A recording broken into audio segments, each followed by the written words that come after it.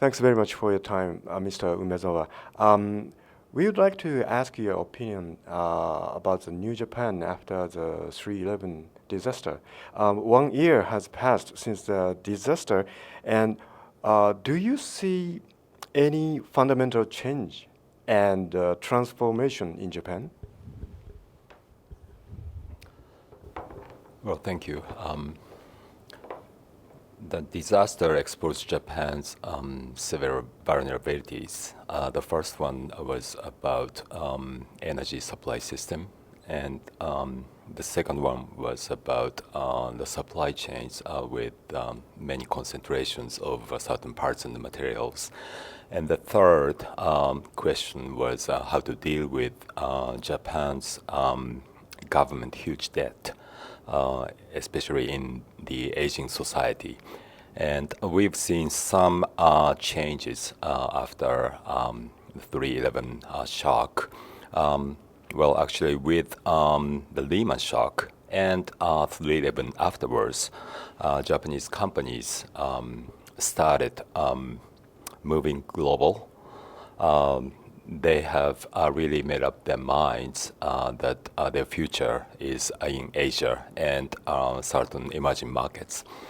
And also, the serious political effort has started to deal with the government debt problem by raising consumption tax and probably or hopefully addressing the social welfare reforms as well.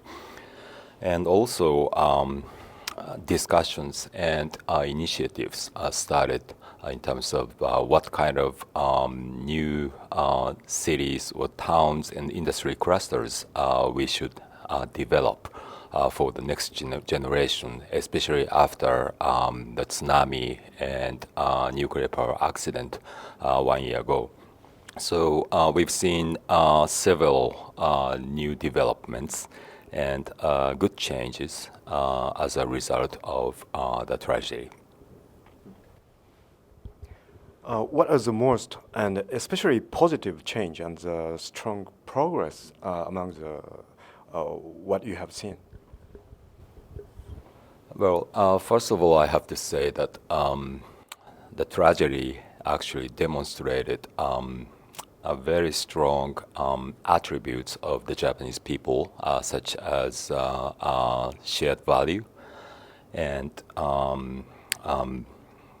patience and sympathy and dedication to the society to rebuild the damaged communities. And also, Japanese industries and companies demonstrated resilience to recover their supply chains. Many expected that it would take probably more than a year to recover to the full capacity level after 3/11. But for many largest companies, it was actually 6 months to 9 months to restore their capacity and achieve full utilization rates, even above 1 year ago. So it demonstrated the fundamental strength of Japanese industries.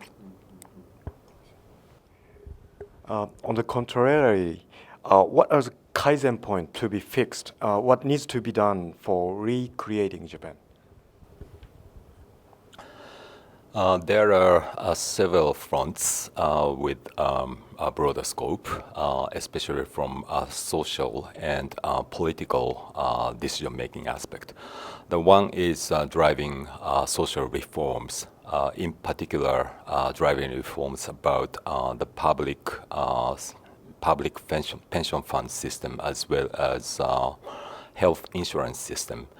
Because aging society is going to give us very heavy burden on those systems, and it cannot be sustainable without having significant reforms. The second reforms we need to have is regulatory reforms in heavily regulated industries.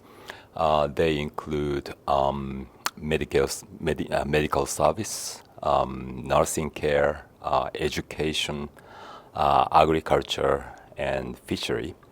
And we really need to promote entrepreneurship and encourage new entrants into those less developed and less efficient industry sectors, especially when more and more manufacturers are going overseas and moving their manufacturing and even R&D facilities overseas.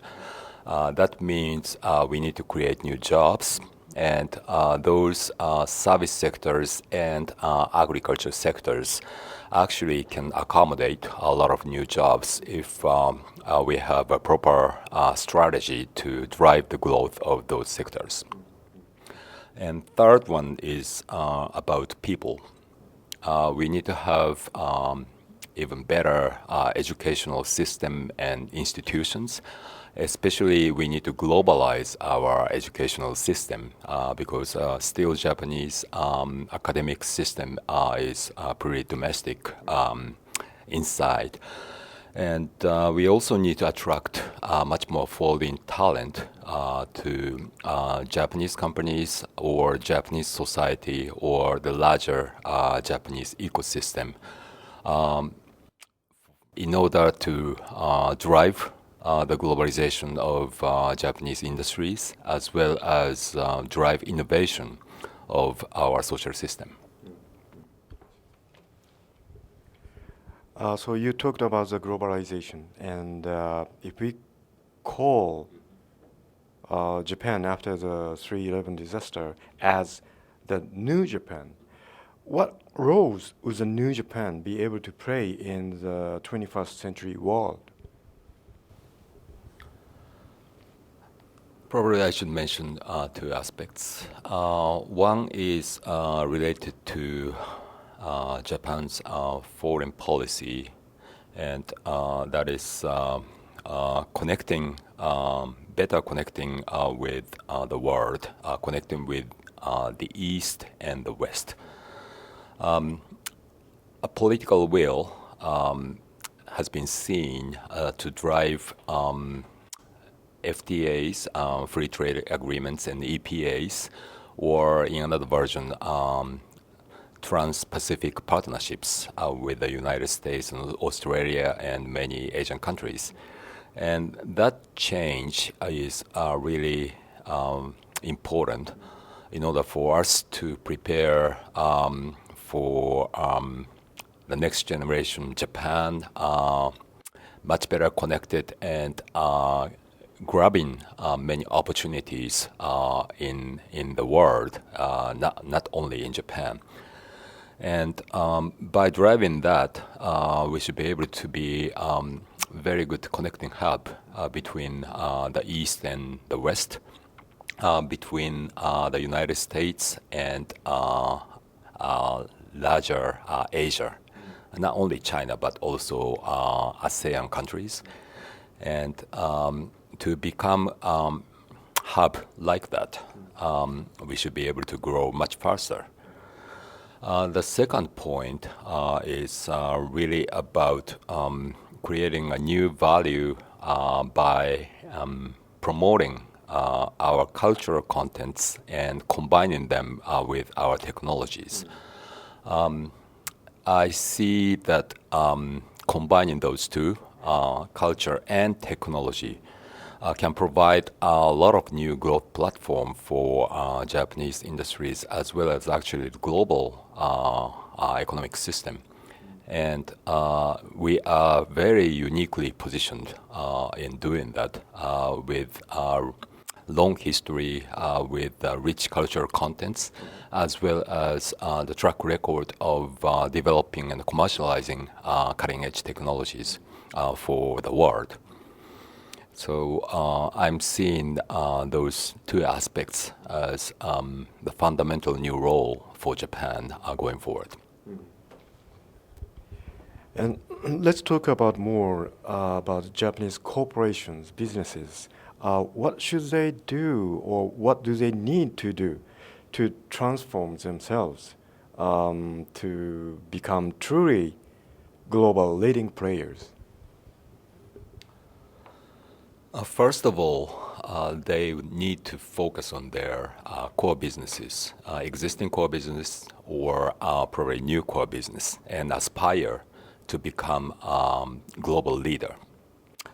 Still, many largest Japanese corporations have too many businesses in probably many sectors, and the lack of focus of strategic intent as well as resources, not only capital but also human resources, is gonna prohibit them to become a true global leader. So they need focus. And secondly, with that focus, they need to invest seriously into future markets. It can be emerging markets geographically, or it can be a large segment of growing middle class consumers in Asia or Latin America. But they still lack sufficient scale in terms of investments, and they need to accelerate it. And thirdly, the companies need to drive innovation both in Asia as well as in growing or emerging markets. Japanese companies have tended to drive innovation in the home market and export new products or services to overseas markets. But that era has ended. Now, Japanese companies have to be able to create innovation out of overseas markets, especially in emerging markets such as India, and drive that innovation and transplant it from that innovation hub to other overseas markets. That's how truly global industry leaders operate now, both North American companies as well as European companies. And new global leaders coming out of China or India will sooner or later operate in that mode, and we have to do the same. And to do so, the question or issue comes back to the talent question. We really have to form the best team out of all the countries in the world, and combine their capabilities and tackle new markets or new segments. Not many Japanese can work as effectively, especially in emerging markets, as people out of those countries. We cannot fully understand the consumer preferences of new markets, especially in emerging markets. That means we really have to have a team of Japanese, Chinese, Indian, Americans, Europeans, etc., and form the best team. That's the fundamental key success factor for any company, including Japanese, to become the true global leader.